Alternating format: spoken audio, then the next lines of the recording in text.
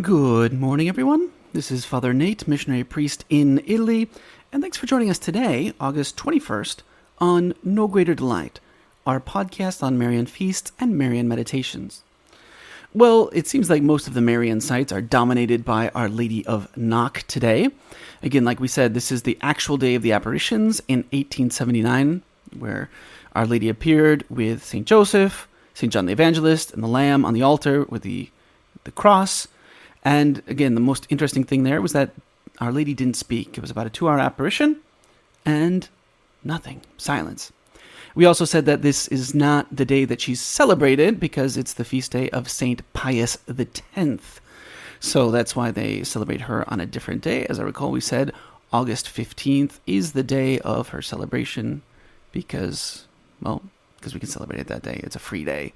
So that is what we celebrate. And also today, we celebrate, as the Abbot Orsini tells us, that in the year 1022, there was instituted the Order of the 30 Knights of Our Lady of the Star at Paris by King Robert, who said that the Blessed Virgin was the star of his kingdom.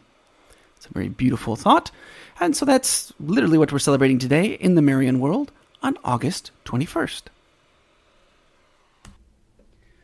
For today's Marian meditation, taken from the book by Father Ildefonso Villar, we continue with Meditation 67. This meditation is entitled In Calvary, maybe that's on Calvary, the third word. And for our second meditation, we have the word, Behold thy Son. It was then that Jesus, looking at his mother, uttered the words referring to John, and in John to all of us. Enter into the heart of the Holy Virgin, and see the shudder of pain that goes through her on hearing these words. Poor mother, how much she suffers. Those words are a goodbye. Jesus is about to go. That is why these words are a supreme goodbye to his mother. Jesus, her life, her all, is about to go. She is going to lose him, not just as when he was a boy and she found him again in the temple. This time she will never more see him in this world. From now on she will be a bereaved mother, a mother without her child. But then Jesus gives her a new son. Behold, from now, thy son. But this, far from consoling her, is bound to torture her more. A mother wants for her child only her own.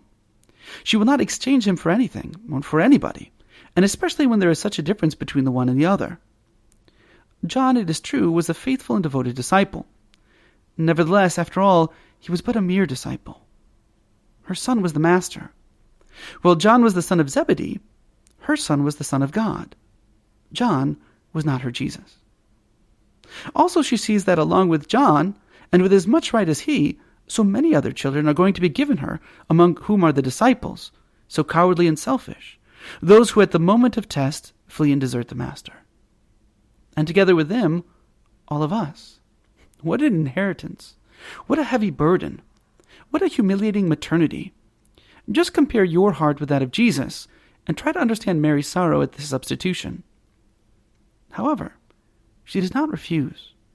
In order to become the mother of God, her consent had been requested. But Jesus does not ask her whether she wants to be our mother or not. He knows her heart, and that suffices.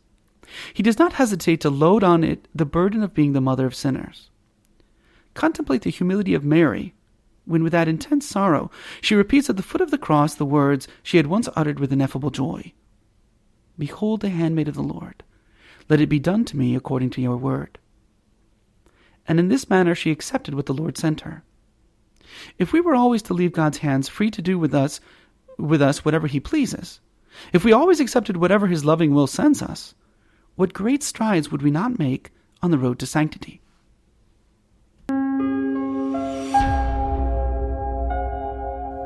Hello, and we hope that you enjoyed listening to our Marian podcast. In the spirit of Saint Bernard of Clairvaux, we say to you that there is no greater delight than to spread the devotion of Our Lady. We hope you share these sentiments and encourage you greatly to share with a loved one. Know that you are always in our prayers, and we ask that you keep us in yours. God bless.